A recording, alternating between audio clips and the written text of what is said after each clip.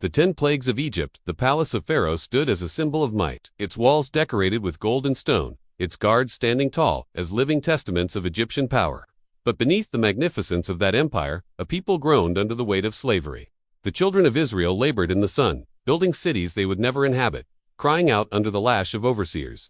Their cries rose to heaven, and God heard them. God had already called Moses in the wilderness and given him the mission to confront Pharaoh with his command. Accompanied by Aaron, Moses entered the halls of power, not as a prince of Egypt, but as a servant of the Almighty. Pharaoh, seated on his throne, gazed at them with disdain as they declared, "Thus says the Lord, the God of Israel, let my people go, that they may serve me in the wilderness." Pharaoh's laughter echoed in the chamber, filled with arrogance. "Who is the Lord, that I should obey his voice? I do not know the Lord, nor will I let Israel go." His pride was immovable. His heart was like stone. From that moment, the stage was set for one of the most dramatic confrontations in human history.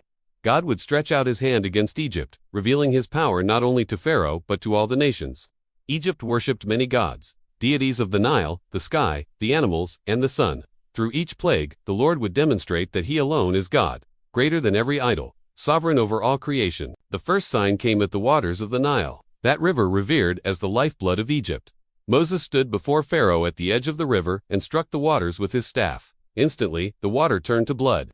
Fish floated, lifeless, to the surface. The stench spread through the land. The people dug along the riverbanks for drinkable water, but all was foul. The magicians of Egypt imitated the sign in part, and Pharaoh's heart remained hardened. For 7 days, the Nile bled, yet the king would not relent. Then came the plague of frogs. From the riverbanks, from the marshes, from the canals, frogs poured forth in countless numbers. They invaded homes, beds, ovens, and kneading bowls. The people of Egypt could not escape the croaking, slippery presence.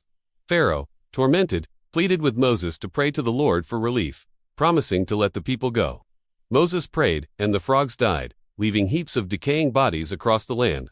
But once the crisis was over, Pharaoh hardened his heart again. Soon, Aaron stretched out his staff, and the dust of the ground became gnats. Tiny insects filled the air, covering people and animals alike. The magicians tried to replicate the wonder, but failed. At last, they admitted, "This is the finger of God." Yet Pharaoh still refused to listen, his heart unyielding. The fourth plague followed. Swarms of flies filled the houses of the Egyptians and blackened the skies, but the land of Goshen, where the Israelites lived, was spared. Here was a clear distinction between God's people and Pharaoh's. Once again, Pharaoh pleaded for relief, and once relief came, his heart turned back to stone. The fifth plague struck at the livestock. Horses, donkeys, camels, cattle, sheep, and goats of Egypt fell dead in the fields. Yet among the herds of Israel, not one animal perished. Pharaoh investigated, but even with proof before his eyes, he would not yield.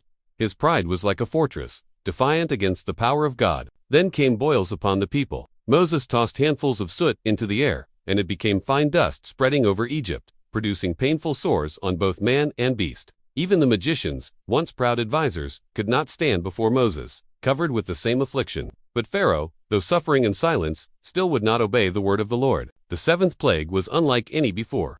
Moses stretched out his staff toward the heavens, and the Lord sent thunder, hail, and fire flashing down to the ground. The storm shattered trees, destroyed crops, and killed animals and people who had ignored the warning. Only in Goshen was there peace. Pharaoh trembled and confessed, "I have sinned. The Lord is righteous, and I and my people are wicked. Pray to the Lord, for it is enough." Moses prayed, and the storm ceased. Yet when the skies cleared, Pharaoh once again hardened his heart. Next came the locusts. Driven by an east wind, vast swarms covered the land, devouring every green plant, every leaf left after the hail. Egypt became desolate, its fields stripped bare. Pharaoh's officials begged him to surrender, urging, "Do you not yet realize that Egypt is ruined?" Pharaoh summoned Moses again, but even after the locusts were removed, he returned to his stubbornness. The ninth plague brought darkness. For 3 days, a thick, tangible darkness covered Egypt.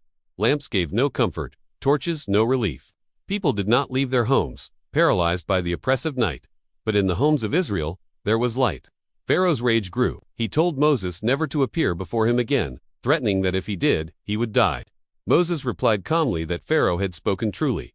He would not see him again. The final plague was unlike all the others. It would break the will of Pharaoh and strike at the very heart of Egypt. God declared that at midnight, every firstborn in Egypt would die, from the firstborn of Pharaoh to the firstborn of the captive in the dungeon, and even the firstborn of the cattle. But among the Israelites, there would be protection. God gave his people instructions for the first Passover.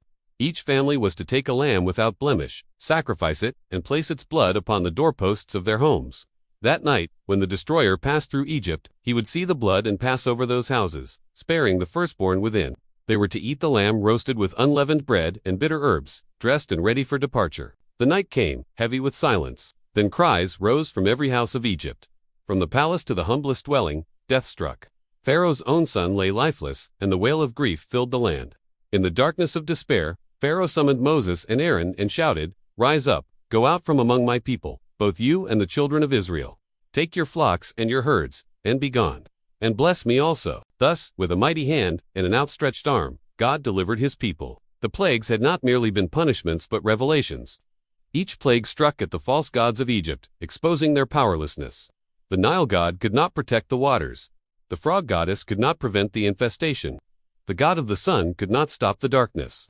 In every act, the Lord revealed his supremacy over all creation. For the Israelites, the plagues were both judgment and salvation. They saw the might of God displayed on their behalf, proving that he was faithful to his covenant. For Egypt, the plagues were a demonstration of power and justice, revealing that no earthly king could resist the will of the Almighty. As the people of Israel departed, carrying with them the treasures of Egypt, they left behind a nation humbled, its pride broken, its gods exposed. Pharaoh's hardness had brought devastation upon his own land, but the purposes of God had triumphed. The 10 plagues stand as a timeless testimony that the Lord alone is God. They remind us that human pride cannot withstand divine power, that oppression will not last forever, and that the covenant-keeping God hears the cries of his people. The story is not just about judgment but about redemption. Not only about wrath but also about mercy, for in the blood of the Lamb there was salvation, a foreshadowing of a greater deliverance yet to come. The journey that began with defiance in Pharaoh's palace ended with a nation marching toward freedom, and through every plague, the truth resounded: the Lord is God over the waters, the land, the skies, the sun, and life itself. His power is unmatched, his justice is perfect, and his mercy is unfailing to those who trust in him. The 10 plagues of Egypt are not merely ancient history, but a message that echoes through time. They remind all generations that the Lord is sovereign, that his name will be known in all the earth, and that his deliverance is sure for those who call upon him.